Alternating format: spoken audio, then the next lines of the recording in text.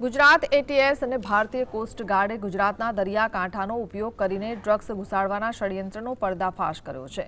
આ બંને એજન્સીઓએ સંયુક્ત ઓપરેશનમાં પોરબંદરના દરિયાઈ વિસ્તારમાંથી અંદાજે 200 કિલોથી વધુ નશીલા પદાર્થનો જથ્થો ઝડપી પાડવામાં આવ્યો છે। આ ડ્રગ્સની આંતરરાષ્ટ્રીય બજારમાં કિંમત કરોડો રૂપિયા હોવાનો અંદાજ છે। આ નશીલા પદાર્થોનો જથ્થો ઈરાનથી લાવવામાં આવી રહ્યો છે। પોલીસે બોટમાં સવાર 2 ઈરાની શખ્સોની ધરપકડ કરી છે। આંતરરાષ્ટ્રીય રેકેટના તાર ક્યાં જોડાયેલા છે તે દિશામાં એટીએસ દ્વારા સઘન પૂછપરછ શરૂ કરવામાં આવી છે। એક નાની સ્પીડ બોટ ત્યાં જોવા મળી। બોટ નાઇટનો ટાઈમ હોય, પિચ ડાર્ક હોય, કોસ્ટગાર્ડની બોટ દ્વારા એને ચેસ કરવામાં આવેલો અને બોટને પકડી પાડવામાં આવેલો। આ પર્ટિક્યુલર કેસમાં સરપ્રાઇઝિંગ આ છે કે જનરલી આપણા કેસીસમાં બહુ રેર હોય છે કે બહુ સ્પીડ બોટ ઈરાનથી અહીંયા સુધી આવતી હોય।